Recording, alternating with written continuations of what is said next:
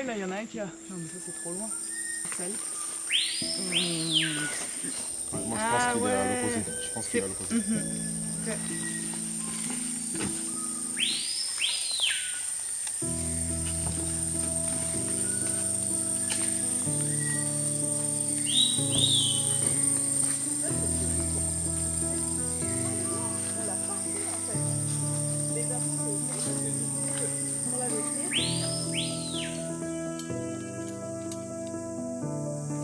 Et c'est loin de l'accès?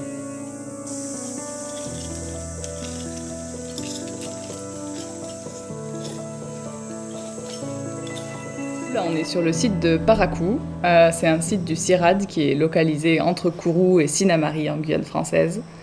Et c'est un site qui est beaucoup étudié depuis plusieurs décennies, sur lequel on a fait des inventaires. Une super équipe de forestiers a fait des inventaires, identifie les espèces sur des parcelles forestières et vient mesurer le diamètre de ces arbres, et voit la croissance au cours du temps, la hauteur des arbres, etc. Donc on a pas mal d'informations sur les arbres qui sont localisés ici. Et en fait, ça fait de cette station de recherche un site d'études particulier et très, très intéressant.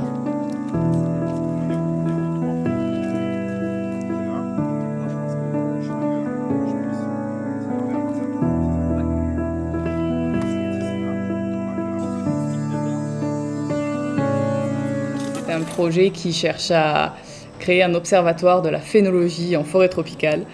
Et donc la phénologie, c'est l'étude des phénomènes cycliques récurrents chez les plantes. Donc là, on va parler des feuilles, des fleurs et des fruits.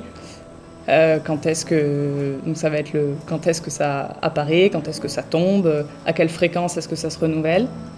Est-ce que ça concerne, si on parle des feuilles, est-ce que ça concerne toute la couronne de l'arbre? Donc est-ce que toutes les feuilles vont tomber en même temps, ou est-ce que seules les feuilles tout en haut vont tomber? Est-ce que ça va être sur un mode un peu tout le temps, ça se renouvelle ces feuilles, ou est-ce que ça va être à un moment donné dans l'année ou à deux moments dans l'année? Est-ce que selon les années, tous les arbres font la même chose? Est-ce que tous les individus de la population de cette espèce-là présentent les mêmes signaux phénologiques? Donc est-ce qu'ils vont tous avoir le même fonctionnement en termes de chute de feuilles, d'apparition des fleurs, de maturation des fruits?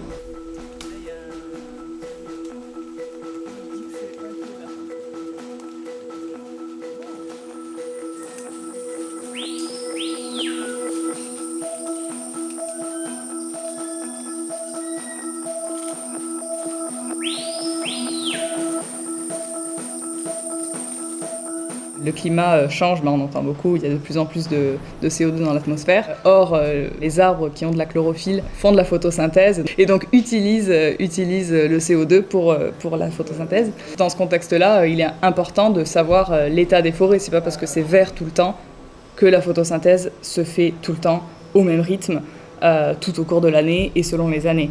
Et donc, si on veut mieux comprendre les variations du climat et pouvoir prédire comment est-ce que les forêts tropicales vont répondre au changement climatique, il faut qu'on comprenne, qu'on puisse mieux caractériser en fait la diversité de ces patrons phénologiques.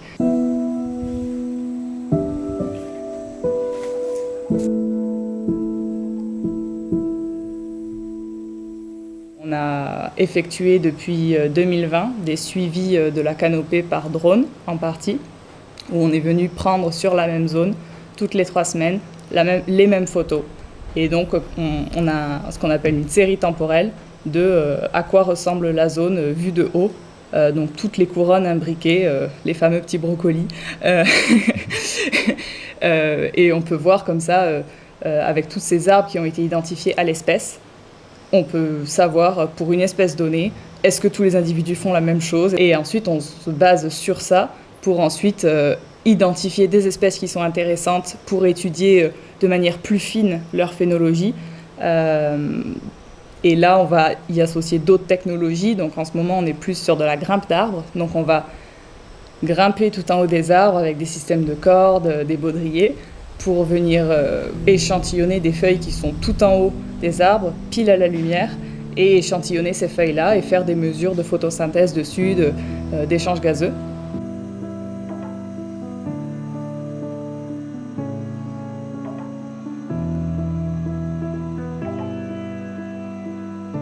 c'est une machine qui vient pincer une feuille doucement et puis donc créer une chambre d'air bien hermétique sur la feuille. Et donc dans cette chambre, on contrôle tous les paramètres, la quantité de CO2, la quantité de lumière, la quantité d'eau, d'humidité ambiante, entre autres. Et donc on vient modifier en fait au cours du temps, au cours de quelques minutes, la quantité de CO2 qui est injectée dans la chambre et on regarde comment la feuille répond à ça. Et donc quelles sont ses capacités, on la pousse un peu jusqu'au bout, voir qu'est-ce qu'elle est capable de faire. Jusqu'où est-ce qu'elle continue de faire de la photosynthèse par exemple.